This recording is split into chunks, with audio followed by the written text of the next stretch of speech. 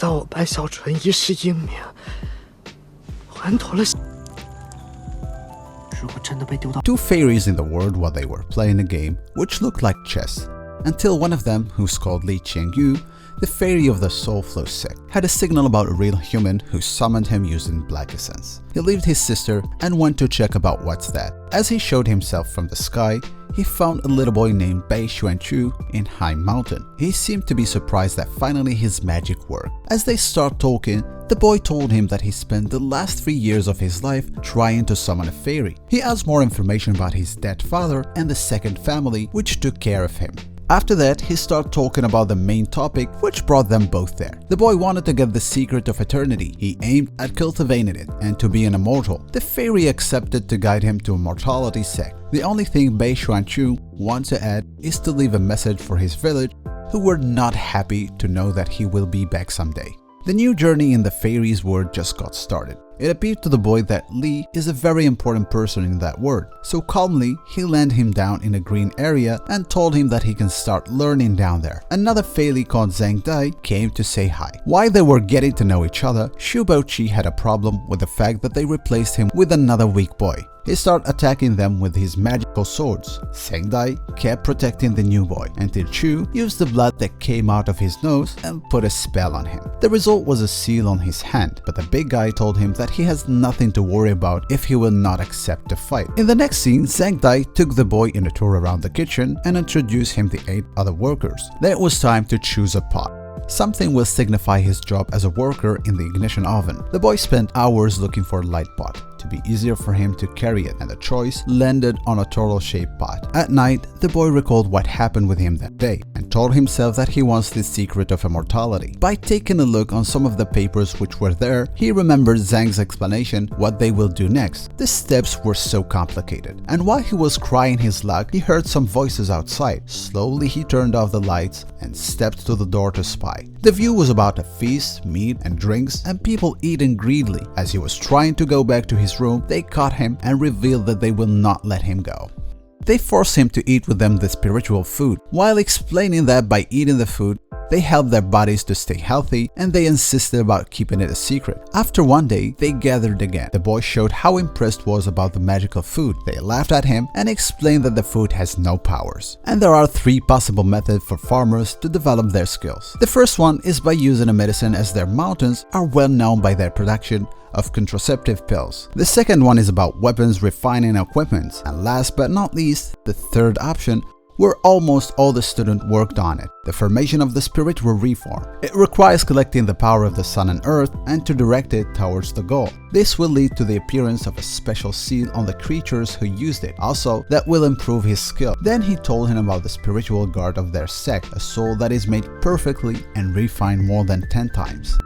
The days passed and the boy kept working on his powers when he realized that the pot he chose made him getting older instead of helping him to be an immortal. He finally got out of his room and called Shubochi for the fight. Nothing happened. Zhang told him that his competitor has been missing since the day they saw him the first time, and he probably gave up. One of the workers told him that there was a reward for the person who will help him, and there was some saving he could take to buy what he needed to do this mission. The prize at the end is improving the winner's life for a year. In the next morning, the boy went out to buy what he needed.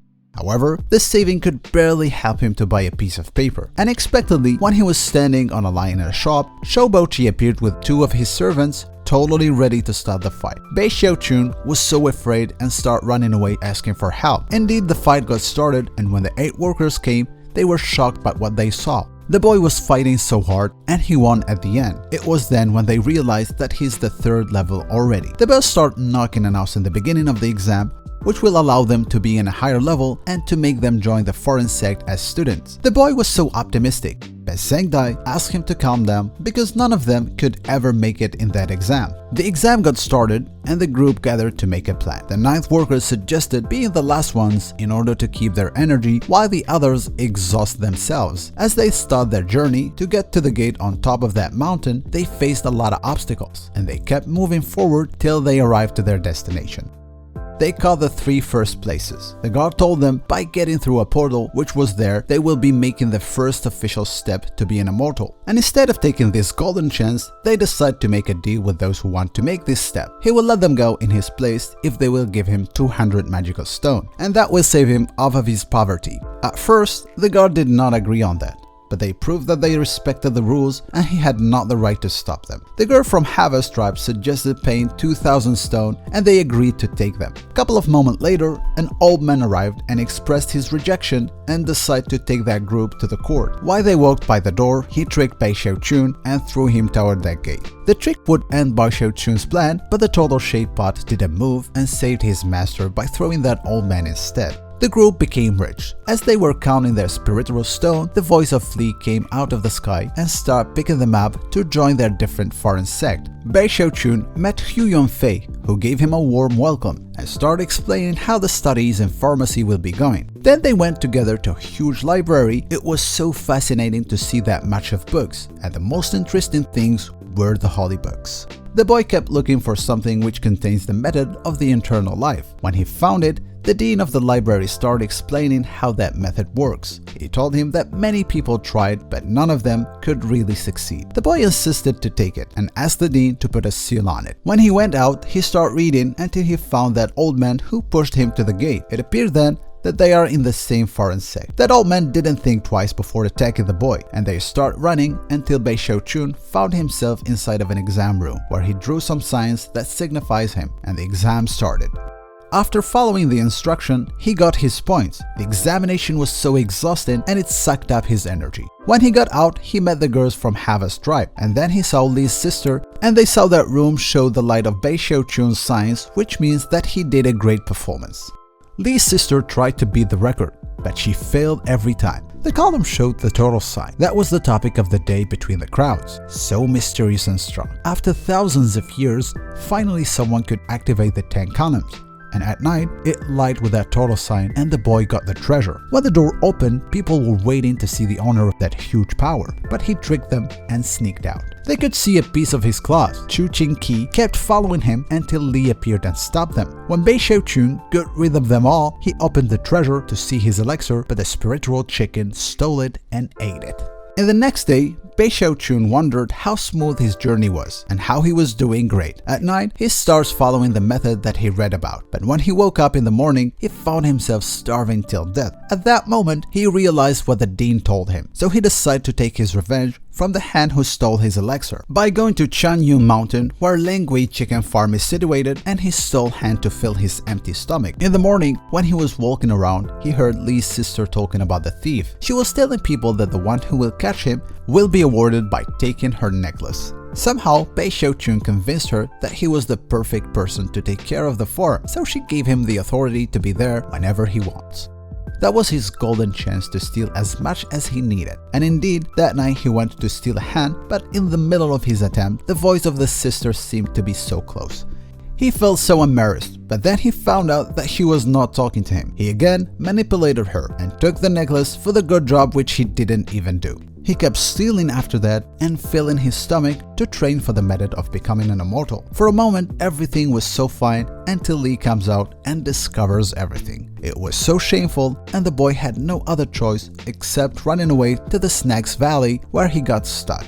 He begged the master to save him, but this will happen under one condition only, which was to go to Shenyun Mountain and participate in the Xaobi that will happen in 2 months. He either gets into the top 5 or he will be sent back to his dangerous valley. It was a losing game since the beginning, but he agreed on that. Days of training and studying were passing. The boy was doing his best. The day of the competition arrives and all the participants were so good. Bai Xiaochun was not ready at all, and he was not planning to go until a voice came from the sky and forced him to be there. He met Zhu Lingfei, who seemed to be so nice and beautiful. At the beginning, the lottery will decide the competitors and the winner will pass to the second round automatically. The boy was the last one to fight, and when his turn came, he took a while to come out and face his destiny. Everyone in that place started laughing at his weak performance. When the fight got started, the pot did another magical move to save its owner. They accepted his victory but asked him to leave his kitchen tools with the guards for his next fight in order to avoid cheating.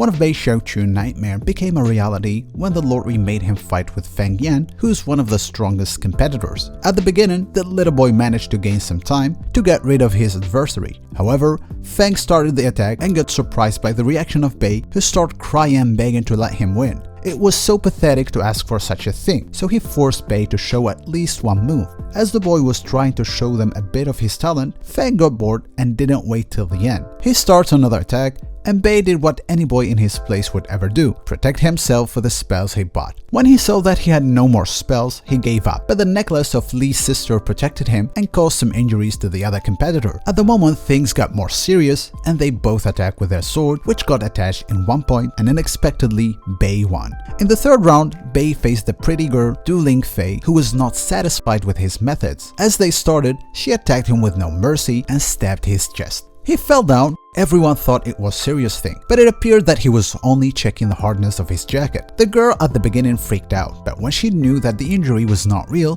she passed out. They chose to give them another test to decide the winner of this battle. He asked them to name the plants which he created. The girl started first, but she could only name 8, unlike Bei, who named them all and added short medical explanation to each one of them. His answer was so impressive and gave him the victory, and by this, he won the whole competition. And the next day, an unwanted guest knocked on the door. Shu Baoqi came to tell him that Feng Yan and Du Lingfei are looking over him. The two guys spent the day together, and at night, while they were getting drunk, Chu told his partner that he could successfully read the Foundation establishment and make the Legacy Echelon. He confesses that it's a hard thing to do, but it was worth it because at the end, there will be a chance to increase 100 years of lifespan. He added then that they can't afford Foundation establishment pills, but the bright side was the ability to make them by themselves. Bei decided to move up the apothecary rank before he'll be allowed to refine pills. Later, the rumors start turning around about Bei, who joined the apothecary promotion test as he was the last one to start refining, but he did an impressive work. And in his final batch, he created an elixir. The boy became so famous between people, and they happily asked him for help in studying matters. Everything was going smoothly when Chu came running and asked his partner to hide, and it might be too late. When they got out, they found Chu Qingqi, who came by the orders of the court to tell him that he is summoned for a disciplinary hearing. Bei joined Feng Yan and Du Lingfei in their trip to save Hu Yanfei. They took a flying ship, the thing which was so terrifying to the boy. Du Lingfei told Bei that the court never let the students go to such a mission. Then they had to walk as they have no magical stones left. The jungle at night was so scary. However, they keep moving forward and they hear a weird sound coming over them. They hide until they saw it. It was a huge beast passing by, and just after that, they got attacked by bats with 2 heads.